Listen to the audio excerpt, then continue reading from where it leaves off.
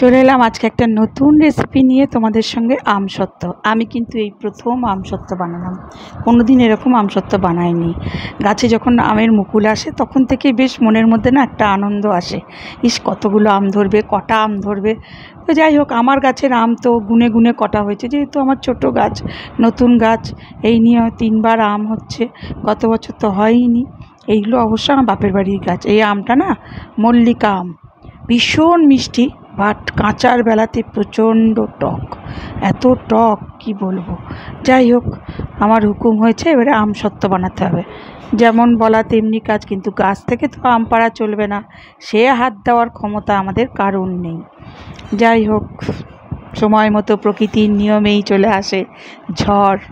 ঝড় এসছে, ঝড়ের আঘাতে যতগুলো আম পড়েছে। কিন্তু আমি জানি আম পড়লে সেই আম আমার বাড়িতেই আসবে, আমার মা তো অত কিছু করবে না। তো সেই আম পড়েছে, সেই আম বাবা একদম ভর্তি করে দিয়ে গেল। আমিও বানিয়ে ফেললাম একদম কাঁচা আমের লাল লাল আমসত্ত্ব। দেখতেই পাচ্ছ, কড়াইতে দিয়ে দিয়েছি চিনি। এবারে চিনিটাকে একটু সামান্য জল দিয়ে দিয়েছি, আর আমটাকে সিদ্ধ করে আমের পাল্পটাকে বের করে আলাদা করে রেখে দিয়েছি। এবারে এই আমটাকে এই চিনিটাকে ক্যালামাইন হওয়ার জন্য আস্তে আস্তে আস্তে আস্তে ধিমে আঁচে এটাকে লাল করে করে নিয়েছি। দেখছো রং চলে এসছে। এটা কিন্তু কোনো গুড় না, কিচ্ছু না, জাস্ট চিনি, কোনো জলও নেই, পুরোটাই কিন্তু চিনি। তো তারপরেই দিয়ে দেবো ওই আমের পাল্পটা, যেটা সিদ্ধ করে আমি বার করে রেখে দিয়েছি। এবারে ওইটার মধ্যে দিয়ে দিচ্ছি, কিছুটা এরকম লাল করেছি আর কিছুটা আমি জ্যাম বানিয়েছি। সেটা কিন্তু আর লাল রং করিনি, সেটা হলুদ দিয়েই করেছি। আর এটা একদম মনে হবে যেন পাকা আমের আমসত্ত্ব যেরকম হয় ঠিক সেই রকম। আমি কিন্তু এটা প্রথম করলাম, ইউটিউব দেখেই আমি শিখেই করলাম। বেশ ভালো হয়েছে খেতে। কালকেই আমি এটা বানিয়েছি অনেকদিন আগেই, কিন্তু এতদিন রোদ দেওয়া, ঘরে রাখা সব মিলিয়ে মোটামুটি 4-5 দিন হয়েছে। তো তারপরে দেখলাম শুকিয়েছে। এবারে তারপরে দেখছি হঠাৎ করেই থালা থেকে অর্ধেক করে উঠে যাচ্ছে, চাকু দিয়ে কাটছে আর খাওয়া হয়ে যাচ্ছে। বললেই বলে আমি খাইনি, তো কে খেয়েছে কে জানি না। যাই হোক, সে তো বুঝতেই পারছি, ঘরের মধ্যে যদি চোর থাকে আর কি করব। যাই হোক, যথারীতি দিয়ে দিলাম নুন, আর সঙ্গে দিয়ে দিলাম একটু বিট নুন। দিয়ে এটাকে শুধু নাড়াচাড়া করে একদম একটা তারের মতো চিটা আসবে, তখনই সেটাকে আমি নামিয়ে থালার মধ্যে করে একটু তেল ব্রাশ করে নিতে হবে। দেখো তৈরি হয়ে এসছে, এটা দেখেছো কি সুন্দর, দেখেই লোভ লাগছে না?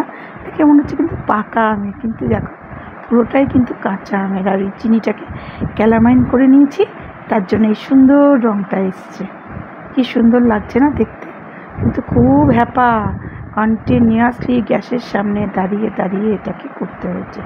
নড়া চলবে না, নড়লেই কিন্তু চিনি নিচে ধরে গেলেই বাজে গন্ধ হয়ে যাবে, তার জন্য নড়া চলবে না। এবারে থালার মধ্যে সামান্য একটু করে সর্ষের তেল মাখিয়ে সেটাকে একটু গ্রিস করে নিলাম। তারপরেই এর মধ্যে ছড়িয়ে দিলাম আমসত্ত্বের যে পাল্পটা তৈরি করেছি, সেটাকে ছড়িয়ে দিলাম। তো প্রথমে ভেবেছিলাম দুটো থালাতেই বুঝি হয়ে যাবে, তো দেখলাম যে না, দুটোতে হওয়ার পরেও আবার থেকে গেল। তারপর আবার আরেকটা থালায় ছড়িয়ে দিলাম, 3টে থালায় ছড়িয়ে দিলাম। কিন্তু প্রথম ভেবেছিলাম একটু রোদে রাখবো না, এটাকে ফ্যানের তলাতেই শুকাবো। 2 দিন ফ্যানের তলায় রাখার পরে দেখলাম একটু রোদ দিলে মনে হয় ভালো হবে। যাই হোক, রোদ দিলাম, তারপরে 2 দিন রোদেও দিলাম, একটু উল্টে পাল্টে রোদে দিলাম। দেওয়ার পর থেকেই দেখছি শুকিয়ে এসছে। তারপরে দেখছি চাকু দিয়ে কাটা হয়ে যাচ্ছে। আমি আর দেখলাম যে এদের ভরসায় এটাকে রাখলে আর আমি লাস্ট পর্যন্ত ভিডিওটা আর করতে পারবো না, তাই জন্য কাল রাত্রিবেলা কেটেই ফেললাম। দেখো পিস পিস করে। তারপরে এই যে দেখছো, এগুলো থালাগুলো প্রথমে এমনি ফ্যানের তলায় রেখে একটু শুকিয়েছি, তারপরে রোদে নিয়ে গিয়ে আবার দিয়েছি হালকা হালকা। আমাদের এখানে রোদ প্রচুর, যার জন্য রোদের আমাদের অভাব নেই। যত ইচ্ছে রোদ দাও, সকাল থেকে এত ঝাঁঝা পোড়া রোদ আমাদের এখানে, তাই জন্য রোদে আমরা সুন্দর দিয়ে দিতে পেরেছিলাম। থালা চাপা দিয়ে দিয়েছিলাম। এই যে তুলে নিয়ে চলে এসেছি, এবারে এগুলোই কাটছি। এটা তো এটাই একমাত্র আস্ত ছিল, আর 2টো কেটে কেটে অর্ধেক খাওয়া হয়ে গেছে আমার প্রতিদেবতার। যাই হোক, ভালো লেগেছে, খেয়েছে। এবারে এটা যতদিন রোদে দিয়েছিলাম, যেই আসছে সেই বলছে এই আমসত্ত্ব হলে কিন্তু দিবি। হ্যাঁ ঠিক আছে দেবো। কারণ সবার জন্য ভাগ বটরা করে রাখতে হবে। তার আগে তোমাদের সঙ্গে ভিডিওটা একটু শেয়ার করে নিলাম, দেখে বলো কেমন লাগছে আমসত্ত্ব। খেতে কিন্তু দারুণ হয়েছে। এরপরে ছোটো ছোটো এই যে এগুলো তো গোটা গোটা পিস, এই ছোটো ছোটো পিসগুলো আমি কন্টিনিউয়াস দেখছি এদিক থেকে ওদিক থেকে উঠে যাচ্ছে। যত বলছি খেও না গো, খেও না, একটু রাখো, লোককে দিতে হবে বলেছে সবাই। কে শোনে কার কথা? হ্যাঁ ঠিক আছে, খাও, সবার ঘরের জন্যই তো করা। হ্যাঁ ঠিক আছে, চলো যতটুকু বাঁচবে।